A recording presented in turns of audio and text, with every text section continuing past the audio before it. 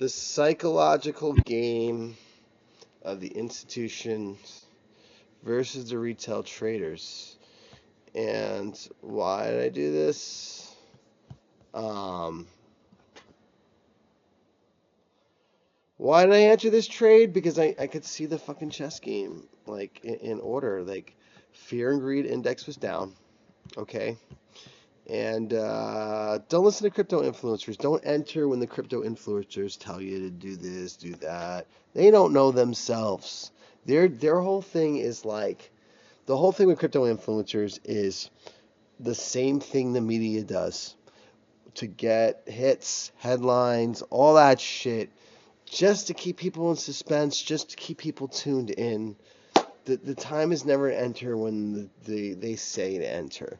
Because when you enter there, the institutions have all the money in the world to be scanning the whole internet for every tidbit of information to see what everybody's plays in. They can scan the market, they can see everybody's entries, and they can measure the emotions of human beings because these charts, they're human emotions. They're human emotions in charts. I didn't make that up. I read that somewhere, and it's freaking true. This is all human emotion. And there's the cycle. You can go look it up. There's the psychology and the cycle of a market based on human emotion. So at morning, you got to get up really early in the morning if you want to trade because the shit happens. The moves usually happen like really early in the morning. Um, and that was here. I mean, what time was it that day? So I have this set to UTC. So yeah, this happened at. I remember. I remember at like. Yeah, no, I was up at like 7 a.m. and I just saw it. Well, there was this. This was happening overnight, right? This is before I went to bed. And then I got up really early and then I saw this, right? And I'm like, okay, when you start to see volatility in the market, you're like, all right, the move is coming. The move is coming. And um, this would have been a smart play. You could have gotten a little short there. And I actually did go short and I got a tiny little bit. And then I was just like, nah, nah, just the way everything's moving, I was like, this is a chess move because this is what they want to do when something like this starts happening. This is a very like this is a very deliberate move. And I was like, I have a chart. I did it. I was like, well, as soon as we hit 88,000, and I always like, all right, if I have the level marked at 88,000, give or take, there's gonna be room. And 88,981, that's not far off. All right. And I just saw the volume. I saw how fast the candles were moving, and I was like, "This is it. This is the time. These weren't fake out candles. This was the real thing." And so you see, I started entering. I wish I got a little sooner. I was just like, I went back to bed and took a nap.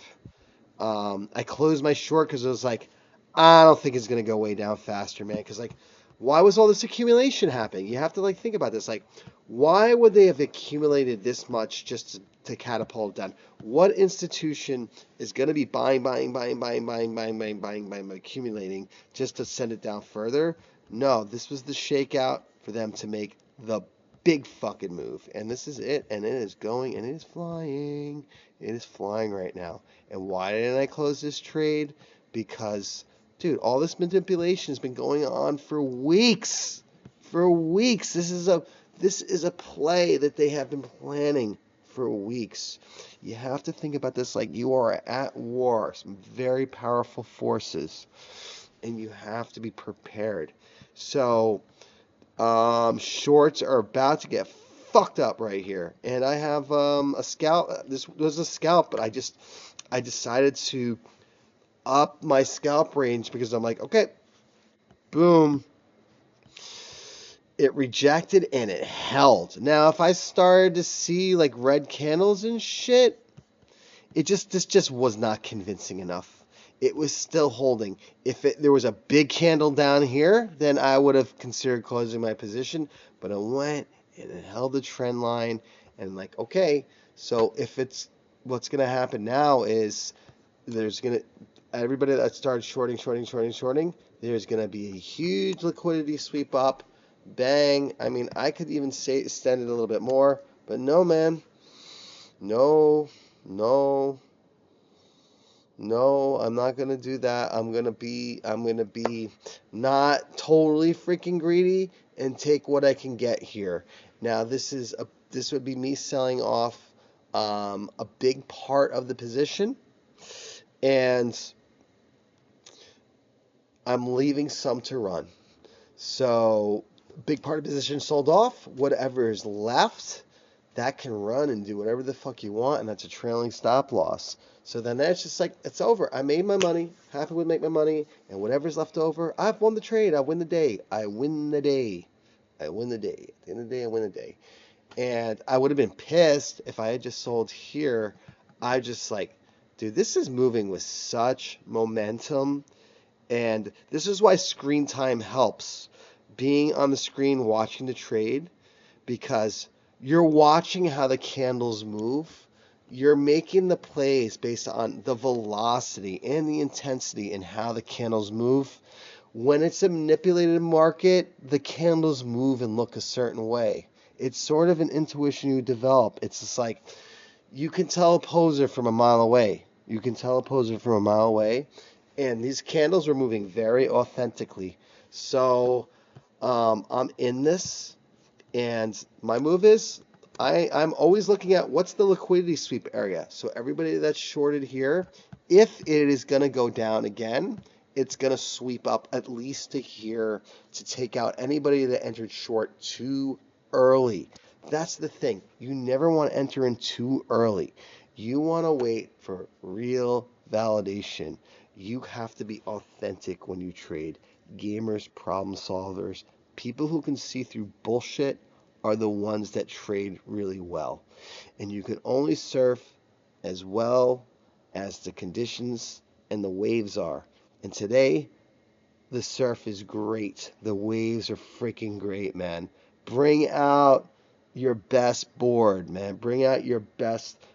Take out the board out of the quiver that is your whip and go slay it, okay? You're getting to get barreled today. Okay, so we're at a point where I'm starting to consider closing this because we are below VWAP and we're wicking below VWAP. So I'm going to be making a decision here very shortly. That decision could be just hold it a little longer, but on the 15 minute, on the 30 minute, yeah, I think this trade is done for right now. I'm happy with what I've made here, and unless, okay, all right. Ooh, boy, yeah, this is very, dude. All right, when we're wicking below VWAP, this is why screen time is important. Boom, I'm just gonna do it. Fucking good trade for the day. Bang, I made my freaking money. I am so damn happy with that. I'm so damn happy with that.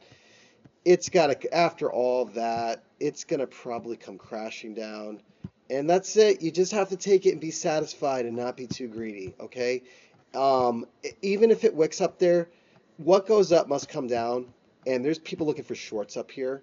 So I'm not going to take any chances. 100K is a very big level, and it will go higher. This is the bull run. So I'm taking the evening off.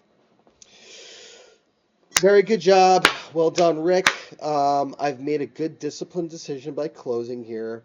And I just don't see enough energy. I don't see enough volume.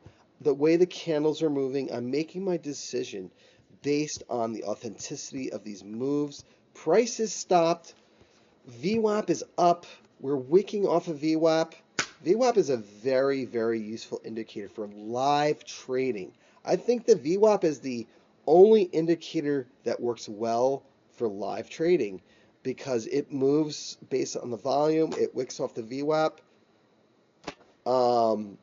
I don't think any other indicator works as well. I don't think people talk enough about it. I mean, I think it's kind of an elusive secret, actually. So there you go. There's an insider tip. I'll go with the VWAP.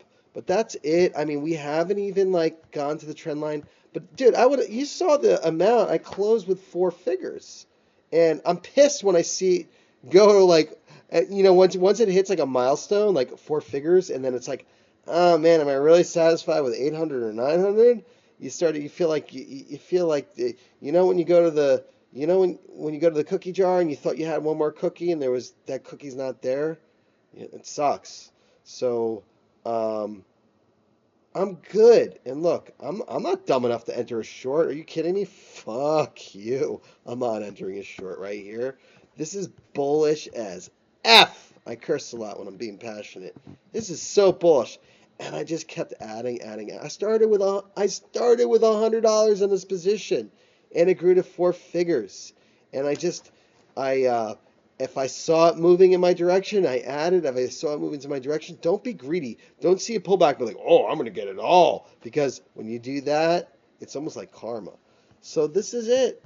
And what I do when I close a trade, and look, it's moving. It's red. It's vicking off. It's probably going to do a little pullback.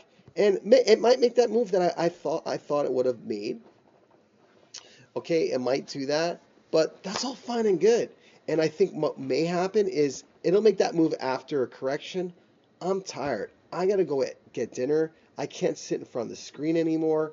Work is done for the day. I've made some money. I'm gonna go buy myself a nice dinner. Peace out. This is trading, man. This is a chess match. You're at war. You're in business. You have difficult customers. Okay?